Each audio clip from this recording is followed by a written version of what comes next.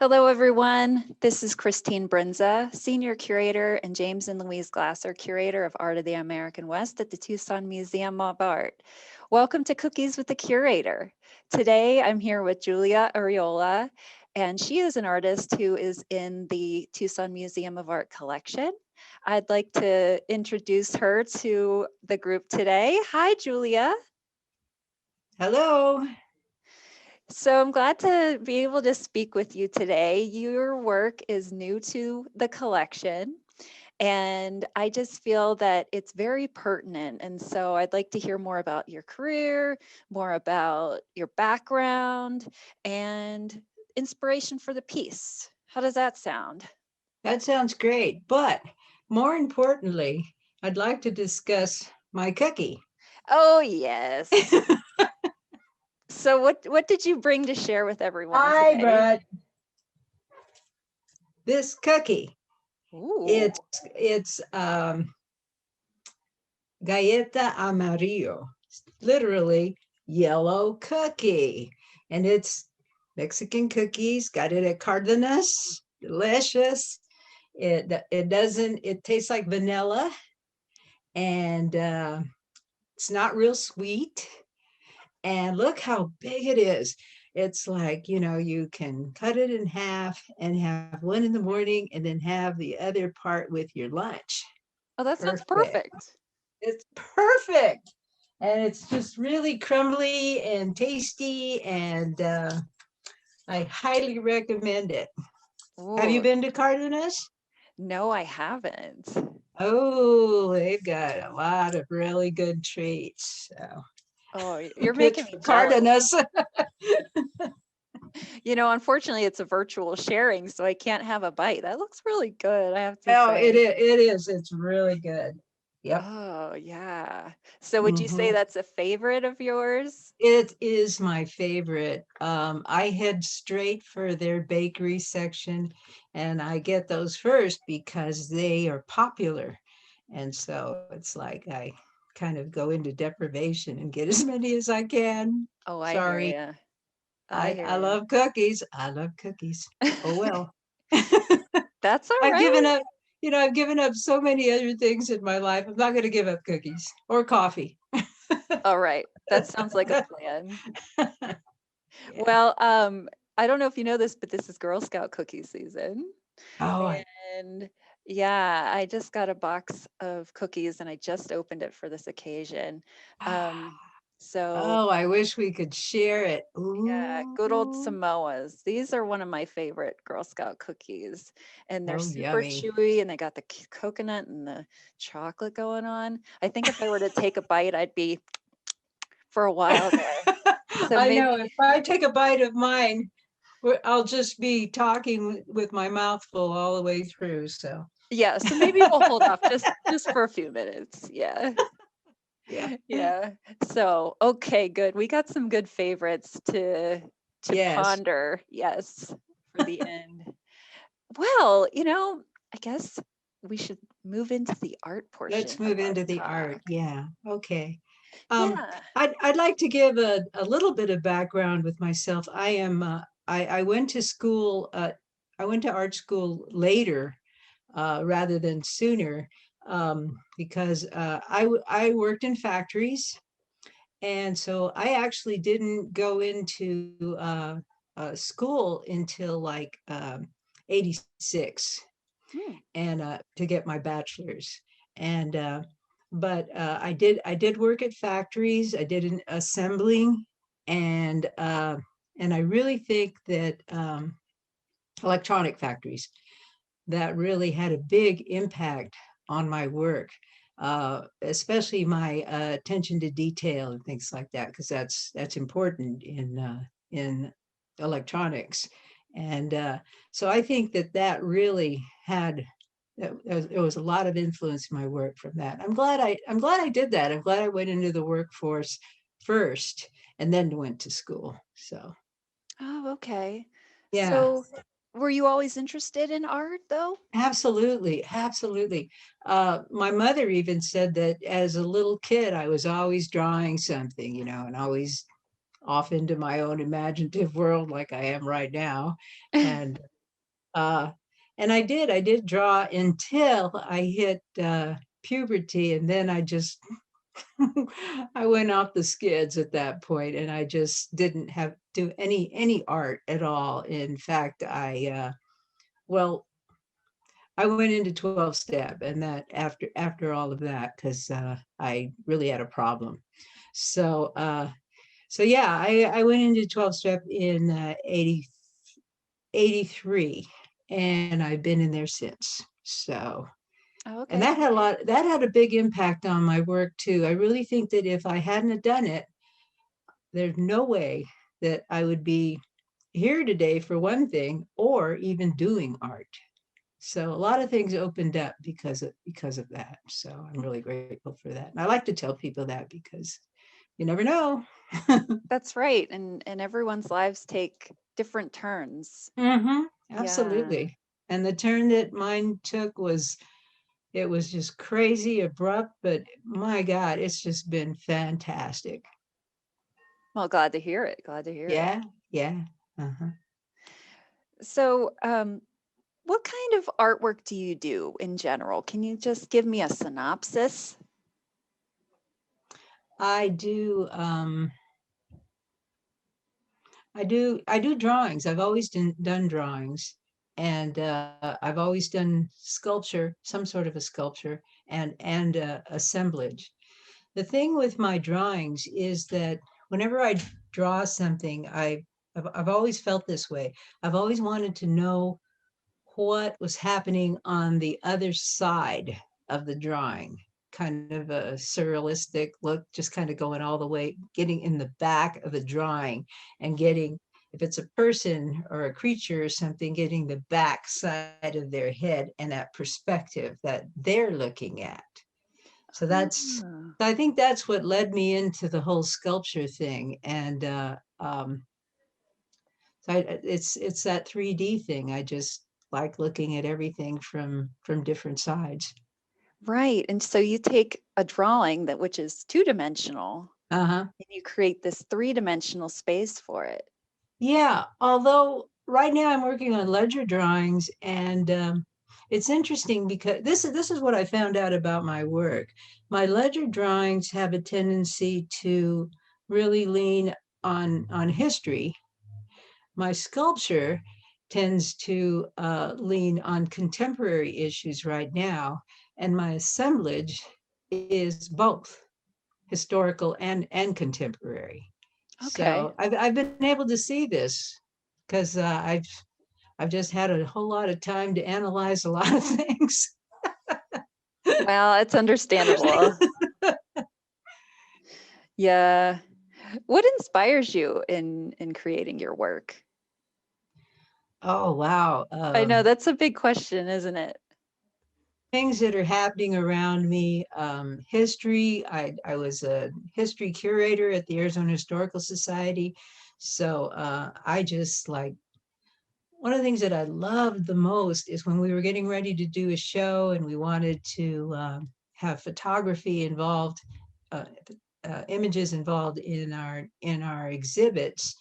I loved going into the library and just starting to look at all of these wonderful, wonderful photographs from way, way, way back.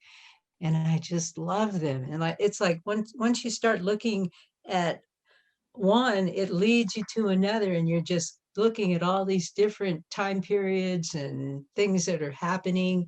And that kind of stayed with me. And even now, I'm retired, been retired a little over a year, and that's what I do. I just historical photos really inspire me, and current events. Mhm. Okay. Now you touched on something interesting that you were a curator. I was. Yeah. So what kind of work did you do? Oh, I did it all. We were all working on a shoestring budget, and so we all had different hats. And so, yeah, I worked in. I started out at Social Security Fremont House, so I was curator there. So we did everything from shows there to taking care of the collections to sweeping the back porch. It was everything. You know, historical houses, you have to do everything. So I really, I think that's where I really cut my teeth on just doing everything that needed to be done with collections, and to an artifact that which was the house that's housing artifacts. So I'm sure you go through it too with the Stevens and all that. So it's Yes. interesting. It's interesting work. So yeah, I did a lot, but one of my favorite things was interpretation, of course. I loved interpretation. I just get in there and just mouth-watering stuff to look at, and exhibits, and I just loved it. And you know, I had these wonderful, wonderful docents and volunteers that were just fantastic, and I would bounce ideas off of them, and we would just come up with some amazing things. Those people were fantastic. In Yeah. fact, one of my favorite docent volunteers was Betty Richards. She was just wow. She was so intelligent and just so creative, and I just had so much fun with her. I think she was a big part of my success in my career. Oh, that's nice that you have someone that you can really pinpoint. Yeah. Absolutely. Yeah. Well, okay, so you were a curator, you were interested in art, you have a lot of different things on your map. Let's put it that way. hmm What's your educational background? Is it in art, or um, what what kind of pointed you in that direction in the first place? Okay. If I can back up just a little, as a curator, the Historical Society let me do just about whatever I wanted. So I was able to have my art creativity outlets satisfied with my work. Can you believe that? Just That sounds great. so, yeah. So I wasn't doing any art per se, but I was doing it there. Okay. So, you know, because I was able to do installation, I was able to hang something on the wall, whatever, you know, but yeah. So, yeah, they were, you know, I love it. It was, they just let me just do whatever I wanted to do. And it was great. Oh, As okay. far as, before I went into art school, I was working at Hughes, um, now Raytheon. And, I had thought that I needed to get an education so I could make money. Mm. Although We at all think that, Hughes, I right? was making, yeah, at Hughes, I was making a lot of money, more money than what I ever made as a curator. But I was just, you know, I just thought, no, I needed to do an education. And I don't know, it's just, I saw I think it was in a magazine or something like that, about a show, a call to artists. And so I had been doing a little bit of drawing, just kind of dabbling, getting back into it. And so then I entered this piece in that show, and they accepted it. And in fact, I got an honorarium for it and all of that kind of stuff. So that kind of like, oh, okay, well, maybe I should do this. So then I went into art school, and Okay. yeah, I They give you was that little nudge. Yeah. yeah, yeah. I went into art school. I got my bachelor's, and then I took a year off, and I worked, and I worked at all kinds of different jobs again, and I also did a little bit of traveling, and then I went into grad school, and uh, then from grad school, went, I took off another year, and then I went into uh, landscape architecture. So I have a master's in landscape architecture too, Oh, which wow. Your map is getting broader and broader. I don't even use it. What really attracted me the most about was the historical aspect of it, making Central Park and all of that stuff. I just thought that was good. But I realized that it was just because of the historical part that I really enjoyed rather than doing somebody's yard. Okay. Okay. Yeah. These are all kind of pointing towards, an art career of the Yes. future. Uh-huh. Yeah. Uh-huh. Yeah. So I think maybe this is a good time to segue into the work that's in the museum collection. Okay. I'm going to pull up an image, just a moment. Here we are. This is the piece that was on view in the 2020 Arizona Biennial at the Tucson Museum of Art. And so I'm very excited to say that this piece is now part of the TMA collection. And, it's all thanks to you that it is that. So I thought, let's just start. If I knew nothing about this piece, how would you explain it to someone? Um, well, it all has to do with MMIWG, murdered, missing Indigenous women and girls. Um, I'd been reading about that, and this piece was just inspired by an article that I read, and somebody said in that article, we need to give a damn. It's because Indigenous people have a tendency to just be not looked at as being invisible, and well, whatever happens, what doesn't matter, get over it, whatever. And so I just started doing a little doodling on this, and then the main frame was the mother, and she was on the frame, and she's the one that started it all out, and then the daughters came afterward, and everyone's wearing ribbon dresses as if being in ceremony, and then after that it was like, okay,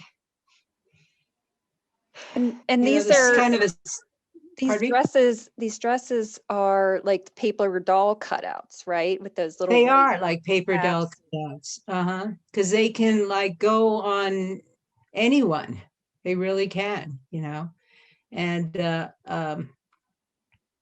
so after the girls were done, I thought, this is all really sad, but is there a solution? Yeah, there is a solution. There's getting legislation. There's getting everything that needs to, law enforcement, everything needs to happen to get that. But one of the things that I thought would be really good too was to have medicine shields as hope. Okay, yeah, this is happening, but maybe here's some hope right there. And so that's what's in the background there, medicine shields. Okay. Can you explain what a medicine shield is? Um, for me, it's just signs and symbols of types of healing. Like the one on the right, the lower one on the right is a bird. That's like a phoenix. And I think the name of that is called After the Ashes or something. After the Tears. After the tears, yes. After the Tears, yeah. It's like so it's like a rising. Okay. And Yeah. each of these medicine shields has different material on it. I see some have copper, ribbon, Mm-hmm. quills, beads, feathers. So each are very individual. Yes. Uh-huh. Yeah. Where the dresses and the are all wood with ribbon. Okay. Well, this is such a powerful statement, just to take in what your message is about the missing, murdered indigenous women and girls. It's just something that makes you stop in your tracks. That's exactly what I wanted. That's the only reason it's there, for awareness of what's going on even now, And I figured that, a museum can put the word out with this a lot better than I can. I mean, I know that not all the collections are out all the time. I know that whole situation, but it would come out a lot more than what I could get it out. So I just think it was just really important to get this, to give it to the museum, is to get it mainstream. Yeah, that's a wonderful idea. It's a wonderful idea. And for artists to consider a museum for their work is something that we at TMA appreciate. Yeah. We I love it thought when TMA was perfect. Perfect. Even if you didn't have an Indigenous exhibit, I just thought it's just perfect. I mean, I'm from here. This is happening here. It's perfect. Yes, yes. And you're a contemporary artist. You have an opinion to bring out into the world, and that's what it's all about. Yeah, sure looks like it. Looks like I have an opinion. Yeah, but we're glad to have this piece in the collection now. Currently it's off view because the biennial came down, but I'm sure it will be up again in the near future. Mm-hmm. Thank you. I'm very grateful to TMA for having it. Mm-hmm. Yeah, so that piece really does just make me stop, and it's very powerful. And so I am very pleased that this is in the collection now. I liked the way you set it up too, set up the installation, because I had some friends go and see it, and they had seen it before, and they just said they came around the wall right there, and there it was, and it was just like, oh my gosh, Yeah. I just felt it all over again. Yep. Well, that was from the juror from the biennial and Julie Saucy's work. So they did a Oh, wonderful good job. work. Yep. Yep. So how about can you tell me a little bit more about your latest projects, if you can share any? Oh my God, my latest projects. I'm working now more than what I did when I was working an actual job. It's like I have a studio in Bisbee, which is 750 square feet in Central School Project, and that's actually where Need to Give a Damn was made, in Okay. a big space like that.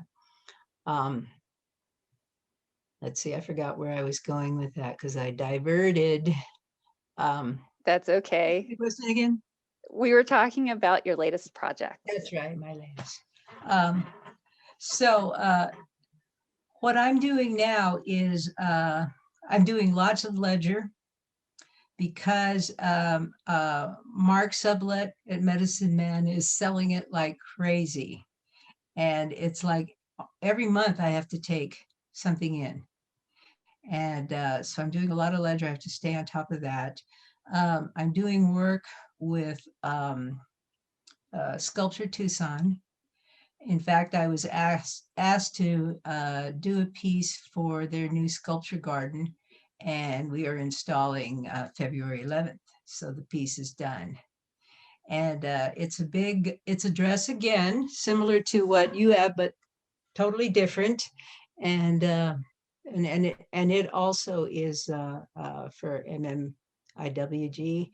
It's called Savannah Silhouette, and it's about 6.5 feet tall, 4 feet Ooh. wide, and it's steel, and it's copper, brass, and it's pretty cool. It's pretty cool. So It I'm working sounds on. pretty cool. Yeah. So yeah, that sculpture park is opening February 13th, and there's about 20 other artists, from here in Tucson, and it's going to be February 13th. It opens and it closes July 4th. So there's plenty of time to go out there and look at a lot of really good sculpture and socially distanced outside. It's perfect. Yeah, good Yeah. idea.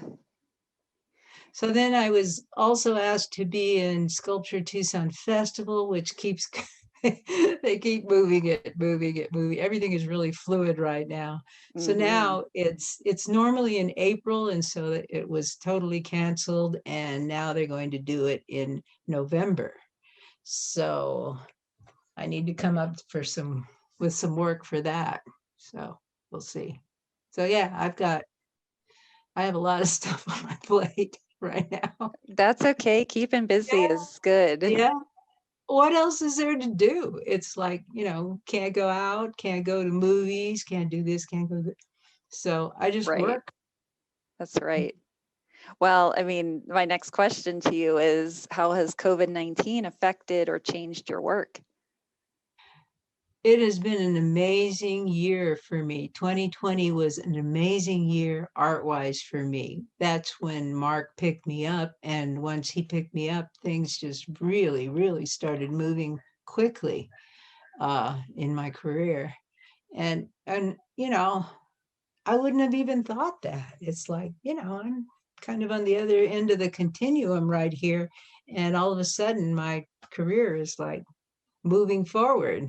And it's not like I was trying, I was just doing my work, and that's all I was doing. So Yeah, just, and I think the COVID had a whole lot to do with that because, like I said, there wasn't anything else to do but just to keep working and talking to people on Zoom and things like that. Yeah. Uh, a couple of my ledger drawings, a couple of my creatures have um, ended up wearing a plague mask, but because and it has just been those have just been snapped right up because I guess it's a sign of the times. right. Even It's so though pertinent. I've always liked plague masks. I always thought they were cool, that whole idea and the flowers and the beak and the whole things like that. And I just liked the way they look too. So when I put them on my creatures, interesting. So yeah, that I would say that's the COVID has affected that as far as me putting plague Sure. masks on my creatures. I But it live sounds like precarious. there's many positive things that have happened for sure. Absolutely, absolutely. And right now I'm living precariously through my creatures. They're doing what I can't do. Yeah. Well, soon enough, you'll be out in the world again, right? Yeah, we all will. It's so weird that the whole world is suffering through this, the whole world. And it's like if I get down to, oh, poor me, can't do this, can't do that. And I think about it, hey, it's the whole world. It's so hard to even get my mind around that. It's just like, wow, Right. it really shows our connectiveness right now, especially. You're absolutely right. I agree. Yeah. So, are there any other topics you'd like to cover, either about your work or what's coming or cookies? Um, Work-wise, I think more medicine shields are coming because I do want more hope. Uh, I need hope for myself. It's like, and I truly believe that it's going to start with me so that it can go out into the world. And because it's just a really hard time, and I know a lot of people who don't have hope, and it's just hard time for lots and lots of people, for all of us. And so I'm thinking that the maybe there will be more shields. I'm not really sure on that. I'm just kind of thinking Yeah. for now. No, I like that idea. I like how Yeah. you're thinking about hope. You're thinking about the future. Hmm. Yeah. hope for the future. Yeah. Mhm. And good things for all of us, you know. Yeah. Yeah. I like that. Very well put.